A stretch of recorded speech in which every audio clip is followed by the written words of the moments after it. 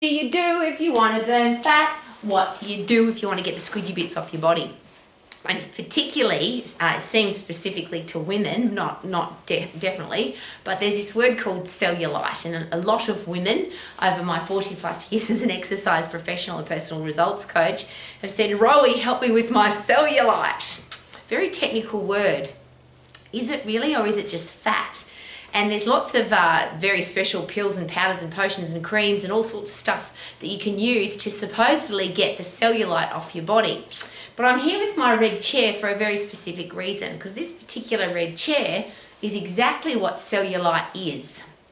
The chair is stuffed with stuff, which in your human body is called fat. And to make sure that the leather stays connected to the back of the chair, they've put some buttonholes in there to hold the stuffing. And that is exactly what happens inside the human body.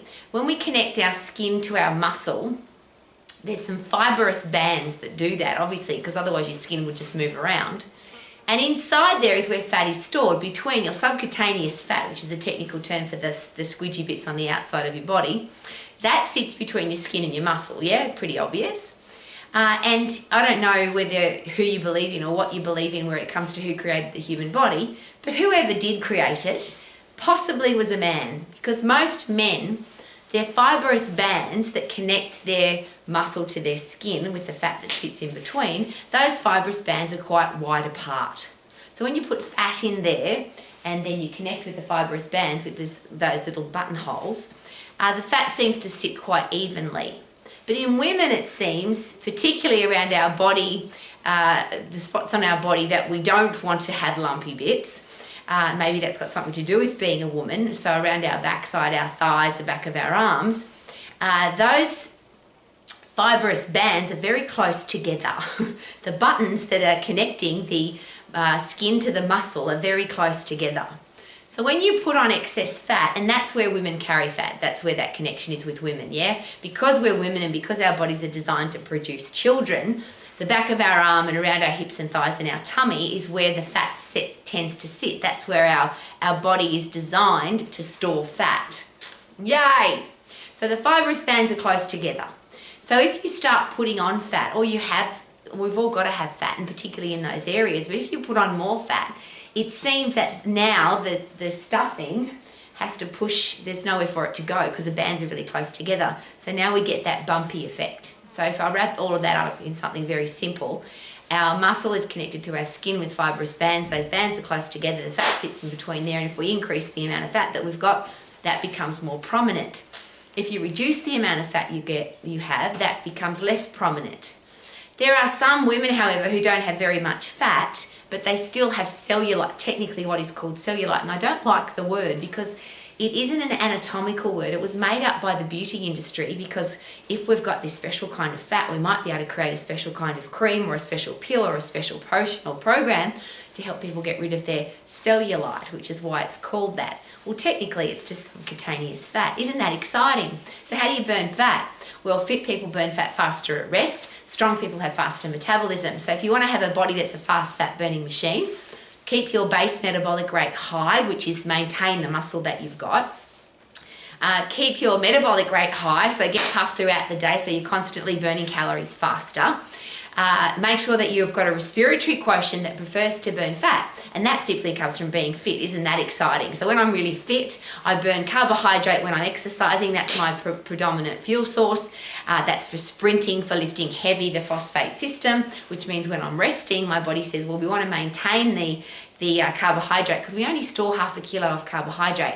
That lumpy stuff that sits between our skin and our muscle is not carbohydrate, it's not sugar, it's not cake, it's not a chocolate biscuit, it's not fries, it's fat. And your body has a major ability to store fat, have you noticed? And that's just probably a technical thing to consider. We all have different genetics, but apparently somebody counted and we have somewhere between 40 to 50 billion fat cells. That's a lot, I think. I didn't count them, but I think that's a lot.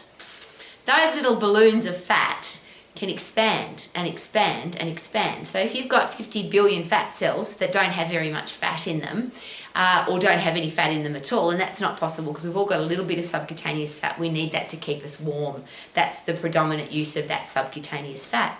But if we start filling up those fat cells and they keep getting bigger and bigger and bigger, now that it's going to become very prominent because those bands that hold our skin to our muscle, they have to fit lots of fat in there, so that pocket will become more predominant, as it has in my red chair here. So it's a pretty simple process, and I wish it wasn't complicated, and it seems that the world is trying to make it very complicated. Maintain your base metabolic rate by maintaining your muscle, which is called lifting heavy and be strong. Overload your muscles and bones. Increase your metabolic rate constantly throughout the day so you're always burning more calories. And the beautiful thing there is if you are active, if you fidget, if you don't sit down, we burn 7% more calories just because we stand up. The more you move, the faster you keep your metabolism. But ultimately, you want your metabolism to prefer to burn fat rather than the 0.5 kilo of stored carbohydrate. You want to be using that carbohydrate for the high intense activity of sprinting and overloading your muscles and bones. And that's exactly what your body does. Isn't it a clever little machine? If you get really fit and if you get really strong, your body stores the carbohydrate 0.5 kilo so that it can use that when you're exercising, when you're getting puffed, when you're lifting heavy. And I rephrase that because exercise for me is not go for a walk, go to the gym for an hour, do a 45-minute class. To get fit and strong means you can go and do those things and really enjoy them because you are fit and strong. But fit and strong comes from 100% effort, which is 10 seconds in the phosphate system. Overload your muscles and bones and lift as heavy as you possibly can for 10 seconds in the phosphate system. Do both of those safely.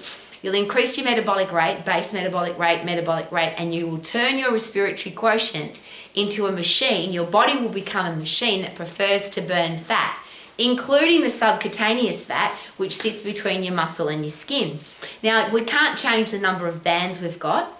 If you are born with a lot of bands and they're close together, you are more likely to have that lumpy effect on your skin.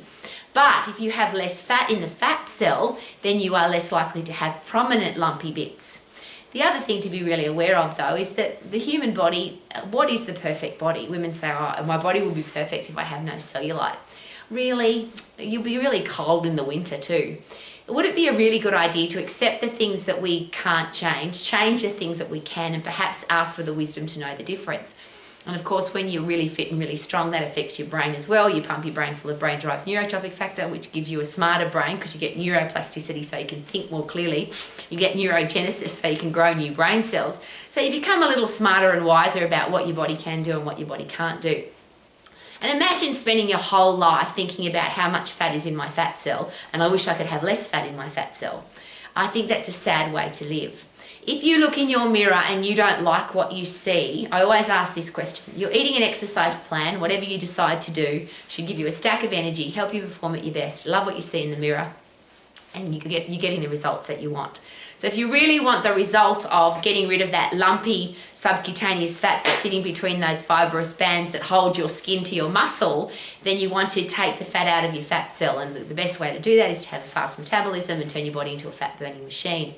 Now, just as a very important side note though, your fat cell can keep expanding. And everything that we eat in one way, shape or form, if we don't burn it up, it will end up in the fat cell. Even alcohol, which doesn't have a storage capacity at all anywhere in your body.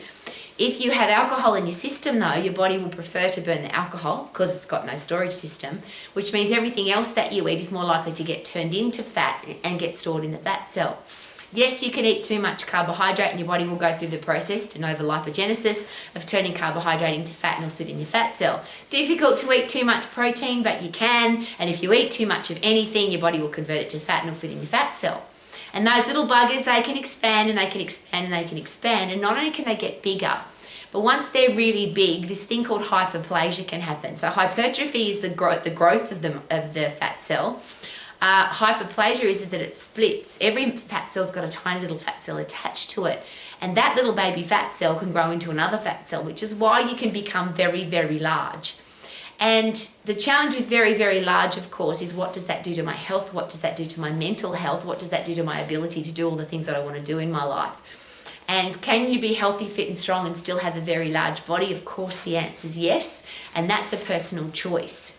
But if you want to have less fat on your body, if you want to have less fat that's lumpy and sticks out like the lumps on my red chair, then it's a simple process. And I get excited about this. Increase your base metabolic rate by saving your muscle tissue, and if you're a bloke, you can get more muscle tissue. Increase your metabolic rate so you're burning up calories faster throughout the day by getting puffed on a regular basis. When you get puffed, you get fit and strong. When you're fit and strong, you change your respiratory quotient, which means your body prefers to burn fat when you're resting.